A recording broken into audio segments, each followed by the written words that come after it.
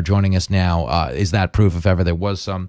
A Fox News digital political correspondent and reporter, I think is the official way to greet you. But we just know and love you as Brooke Singman. You are back on the show, and the crowd goes wild. Good to see you. Thanks for having me. I don't know what I'm going to talk to you about because you got here 5 minutes before the interview went live, as you are wont to do. And usually we'll talk about like the weekend or some fashion choice we made or something we saw. We just covered everything that's ever happened in politics. And so I'm just going to go now. Yeah, you can probably. You. I'm going to Sorry go with you guys though. couldn't hear. I am just as lost done. as you are now. So let me get you guys up to speed on what Brooke and I were talking about off the air, and this is a good safe space to start. Right. Okay. So we were talking about how, the month of August was like a little bit of a magic, carpet ride for the Harris campaign in that the media was behind them. Right. They got some favorable polling. They got the Tim Walz ad. They got the DNC. But now it's over and nobody cares because as you were telling me off the air, their concern amongst her campaign is that the more people get to know her, the less likely they are to support her. No. Okay. That's what the Trump campaign thinks. I see. So that's perfect. The Trump campaign feels that the more Kamala comes out from behind this curtain that they have kind of had her hidden behind for the last few weeks, other than her major DNC speech and, these rallies and that one CNN interview, the Trump team feels the more the American people will dislike her, which is what we were seeing a few months ago when Joe Biden was the Democratic or presumptive Democratic nominee running for re-election, people were saying, you should probably pick a new running mate because nobody really likes Kamala Harris. But all of a sudden, everybody loves the vice president and she is their queen. Right now. And this is what we were talking about, though. That's where the performance art kicked in. Right. Okay, because the performance art means the people who hated her and want her off the ticket now act like she's the greatest person who ever lived. And what we were trying to quantify is, we work in media, so we know this. And we consume a lot more media than the average person does. Right. I think what the betting odds are showing us today is there's a very limited reach to how far that message actually traveled. Right. And somehow, as crazy as this is to say to people, Trump is considered...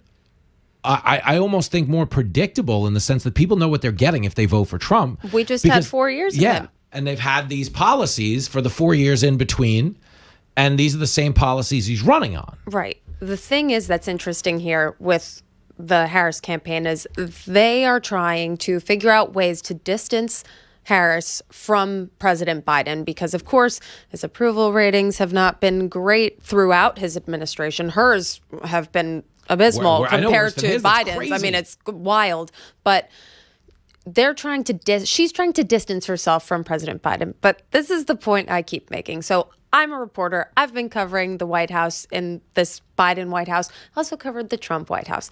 And I covered a little bit of the end of the Obama White House too.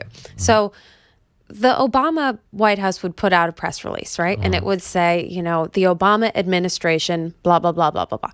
A few years later, the Trump administration, blah, blah, blah, blah, blah, blah. Fine. Now we get to January 2021.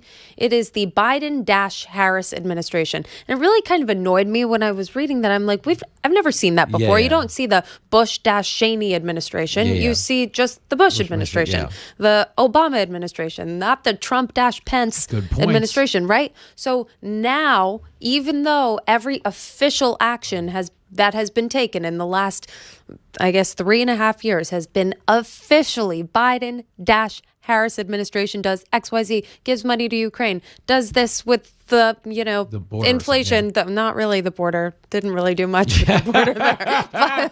But I mean, everything was Biden-Harris. But now she wants to erase the dash and maybe erase her name altogether because now she wants to try to distance herself. Where is she doing that? We don't know still because she hasn't laid out any policies except for that economic speech she did, I guess, earlier last month. People heading into the DNC, the Democrat convention, expected maybe to learn a little more. I was there. I didn't really learn anything about what she stood for other than, she gave a big speech. It was well received. Democrats voted on the party platform there. Yeah. And it said that it was going to be another 4 years of Biden. They didn't even update the party platform. They forgot to delete his name from the platform. Right. But so it's really funny when she's I mean, it's being talked about distancing herself from President Biden. And that's what the Trump campaign wants the American people to know. Their main focus here, number one, tie Harris to the Biden policies because she has been tied with that little dash for the last 3.5 years. And of course, across the hall, she's the vice president. Not exactly across the hall, but you know what I mean. And also the Trump campaign's like their main agenda item right now is trying to make sure that the American people understand just how liberal Kamala Harris is. Her voting record when she's in the Senate was even more left than Bernie Sanders. Pretty far out there. Who says there. He's like a socialist. Brooke Singman in studio, just spitting truth. Yeah. She came back from a holiday weekend. I got the spitting truth. No, it matters. I was off last week, so I just have were. a lot of truths. I was by the pool thinking, oh my God, how many truths can I bring to Jimmy on Tuesday? Put together it's a Ziploc bag. She It's a brought them in a Ziploc. Ziploc bag. Yeah. And she's just pulled out all these truths for the American people. And here we are distilling them one at a time. Well, it's fascinating analysis.